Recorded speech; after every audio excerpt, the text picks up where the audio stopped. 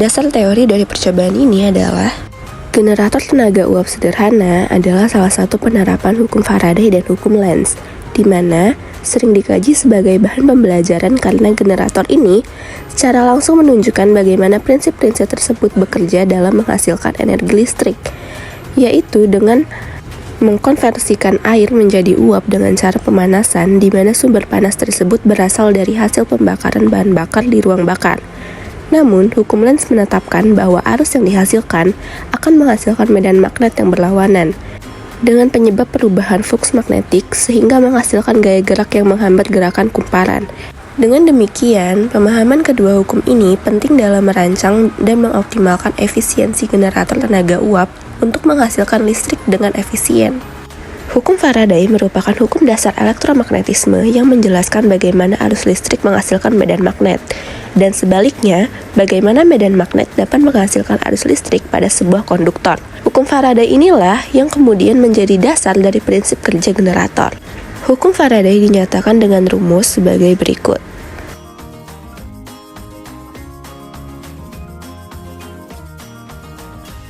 Di mana hukum Faraday menyatakan bahwa perubahan flux magnetik melalui sebuah kawat akan menginduksi tegangan listrik dalam kawat tersebut. Dalam konteks generator tenaga uap, gerakan relatif antara medan magnet dan kumparan kawat akan menghasilkan arus listrik. Langsung saja kita mulai percobaannya.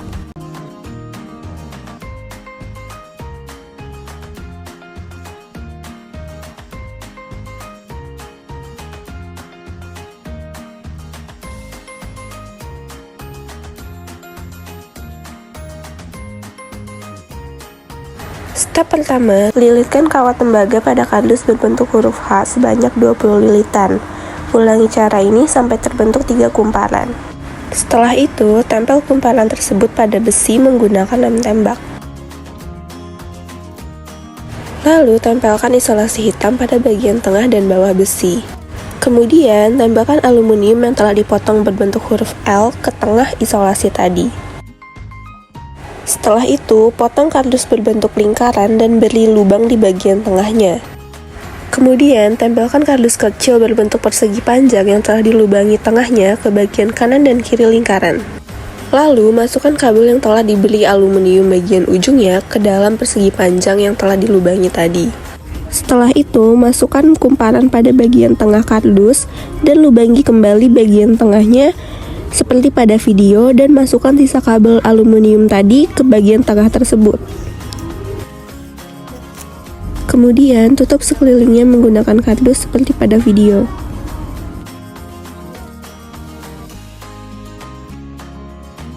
Lalu, tambahkan kabel dan sambungkan lampu di bagian ujungnya. Step terakhir, tempelkan magnet di bagian kanan dan kiri dinamo yang kita buat tadi. Pertama, tempelkan 3 buah paralon pada kardus seperti pada video. Setelah itu, tutup bagian kaleng yang terbuka menggunakan kardus dan pipa berlubang. Tutupi bagian kardus tersebut menggunakan plastisin. Selanjutnya, masukkan suntikan pada baut berlubang tadi, kemudian masukkan air ke dalam kaleng melalui suntikan tersebut.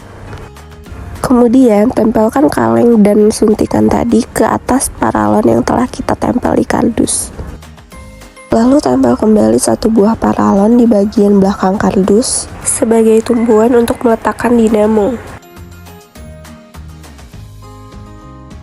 Lubangi bagian tengah pinggir kaset seperti pada video, lalu potong melingkar sedikit di bagian tengahnya seperti pada video, lalu tempelkan gear. Selanjutnya, rakit kaset hingga membentuk kincir angin. Lalu, pasangkan dinamo yang kita buat tadi ke dalam gear. Kemudian, sambungkan kaset yang telah dirakit ke suntikan yang sebelumnya disiapkan menggunakan kawat seperti pada video.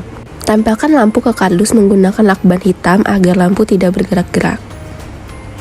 Step terakhir, panaskan air yang ada di dalam kaleng menggunakan lilin seperti pada video, agar uap dari air tersebut akan memutarkan kaset sehingga lampu dapat menyala.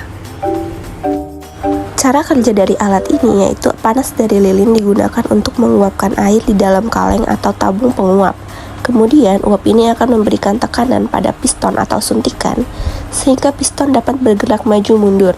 Gerakan pada piston ini kemudian dapat menggerakkan media mekanik, sehingga didapatkan kerja mekanik berupa putaran pada CD.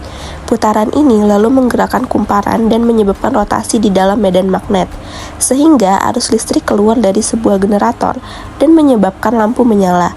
Arus listrik akan terus mengalir selama kumparan terus berputar di dalam medan magnet. Keunggulan dari alat ini yang pertama menggunakan uap air sebagai bahan penggerak generator.